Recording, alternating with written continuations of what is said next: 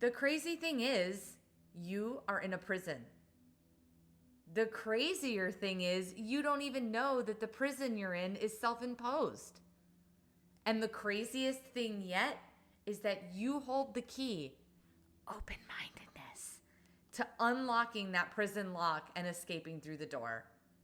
I'm Jennifer, a recovering 9-to-5er turned freedom guide, and I help stuck midlifers get unstuck.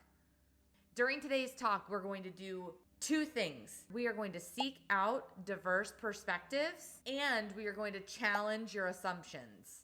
Through each of those, we're going to apply 4 lenses and 4 resources. In order to cultivate this elusive open-mindedness, you're going to want to apply these 4 principles. So remember them because we're going to use them throughout the video. First, you're going to need to practice humility. Remember, you don't know everything and others may have valuable insights. Number 2, be curious. Approach new information and experiences with a sense of wonder and a desire to learn. Number 3, practice empathy. Try to understand the perspectives and feelings of others, even if you don't agree with them. And 4, be patient with yourself. Developing an open mind isn't going to happen overnight, but I assure you, you will start to feel better immediately once you start to crack the door of open-mindedness. Just remember to be gentle with yourself as you practice. Let's set off on an adventure to seek out diverse perspectives. One of the first things you can do is engage in respectful conversations. So in order to be open-minded, you're actually going to want to seek out conversations with people who you might knowingly disagree with. They may hold different beliefs than you, but if we want to be successful, we've got to be willing. Here comes the willingness again. Remember, we're going to get to that after we discuss open-mindedness. You want to be willing to talk with people of different beliefs and backgrounds from your own so that you can practice that active open-mindedness. Second, you want to read and consume widely. The more you can explore books or articles or media from various viewpoints, the better you can create a wide perspective and a more open-minded nature towards the information that you're consuming. Third, in order to gain new perspectives, you're going to want to travel and experience new cultures. When we stay in one place, we can become very narrow-minded and closed-minded about how the world works. So by getting out and broadening your understanding of the world by actually immersing yourself in different geographic locations and cultures, the better off you'll be. Lastly, try learning a new skill or taking a class. Expose yourself to education or new hobbies and ideas and ways of thinking through doing things that are fun but are different from what you normally do. If you are liking these simple tips to becoming open-minded, I would encourage you to check out this playlist. It's my How series, how to become more honest, open-minded, and willing in order to deflate your own suffering and get unstuck in the world. As a reminder, while you're practicing changing your perspectives, don't forget to implement humility, curiosity, empathy, and patience. We want to keep those 4 things close to us while we're exploring these new things. Next, we want to move through the world and challenge your own assumptions. We all come into various situations and people with our own assumptions on how we think it's going to go or what that person thinks or what they might be like. But if you start to eradicate these, you're really going to make significant progress in your goal of becoming more open-minded, which of course is going to alleviate your suffering.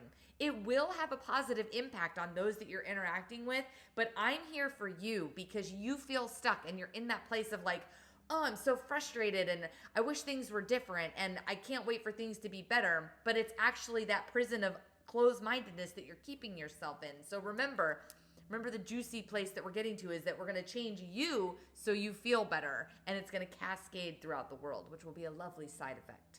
So the first thing that we're going to do to challenge your own assumption is be aware of your own biases. Recognize how your own beliefs and experience might influence your perceptions. A really great example of this would be that you don't like broccoli. You have a bias against broccoli. But if you reflect on, well, why do I not like broccoli? It might be because a babysitter when you were a small child steamed it and it tasted really bland with no seasonings, and so you learned that broccoli was disgusting. But a more open-minded way of approaching that would be that maybe let me not be so biased, try new things like the perspective section we just discussed, and you might discover that broccoli fried up in a wok with some soy sauce or fish sauce is actually delicious. I had a babysitter when I was a very small child. One of my first memories, Eloise, she made broccoli and it was so gross. Today I love broccoli. When it comes to challenging our own assumptions is that we want to consider the opposite viewpoint. So here, we're not just trying to say, I hear you, when somebody is expressing a different viewpoint than our own. We're actively trying to understand that argument and why they believe what they believe. How do they feel about what they believe? What biases do they have that led them to believe that? And that connects us to the inherent humanness of the other person that we're making the exchange with. So definitely try to actively understand viewpoints opposite of your own. I know this can be hard, right? People who think opposite of us, we are very off-put by them, but this is the change that's needed in the world, and you will feel better because of it. The third thing that you want to do in order to challenge your own assumptions is be willing, there's that W word again, to revise your own beliefs. A lot of us don't want to admit that, well, if I talk to somebody, I'm just going to change my mind. Somewhere along the way, I think society made us think that if we change our mind, like we have no integrity or we are wishy-washy and weak. But I believe that it takes a strong person to adjust their belief system and their values when they get good information. And the only way that we can come into other information is by being open-minded and then subsequently being willing to revise your own beliefs based on what you hear. So you need to recognize that your current understanding might not be complete and correct. And really, in all of life, all we're doing is being on a trajectory of taking in new information, deciding if that fits in our world views, and then moving forward. I can tell you right now that I believe a lot of things very differently than when I was 10, 20, 30, or 40 years old. But we all run around like we're not allowed to do that. But that's the very thing that's happening. I just think it's crazy that people keep themselves stuck in such a state of suffering and misery that the world won't be a different place, and trying to force their own control on the world, that they're so closed-minded that they're unwilling to change.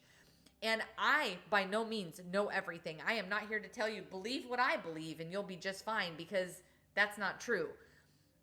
You need to figure out what works for you. But one of the things that I can share is that when I found out that I needed to be more open-minded about my world, a lot of my pain and suffering just melted away.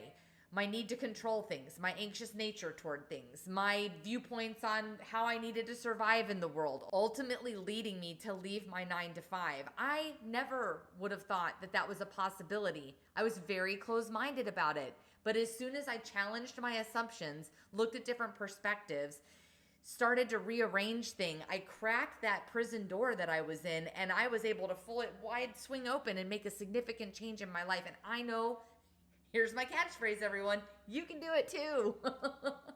The fourth and final thing that we want to do in order to challenge our own assumptions is ask questions. When we make statements and are talking about what we think, we're not trying to gather more information outside of ourselves.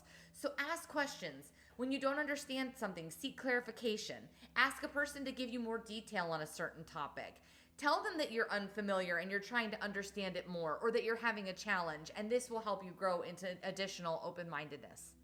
Now again, when thinking about what we discussed, are you applying humility? Are you applying curiosity? Are you applying empathy? And are you applying patience in order to grow through those things?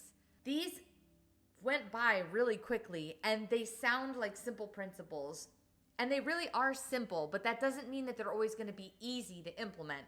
When you're in a conversation, you may be conversing with somebody and trying to be open-minded about what they believe, but they're very closed-minded about your current value system, and you may sense that coming across in their communication. Take a deep breath, practice empathy for what that person is going through, be curious, admit that you don't know everything and that you're just trying to grow in your general understanding of things. It can be really refreshing. If you like the information that I shared in this video today, give it a like and subscribe, or share the How playlist with somebody that you know, and share the journey of becoming more open-minded with them, as well as honest and willing. It's an amazing journey that we can be on, and I just know that if we can get unstuck together, it's just going to be super fabulous. It makes me so excited. I hope that this video was helpful to you. I can't wait to bring you more content soon. Thanks so much. Ciao for now.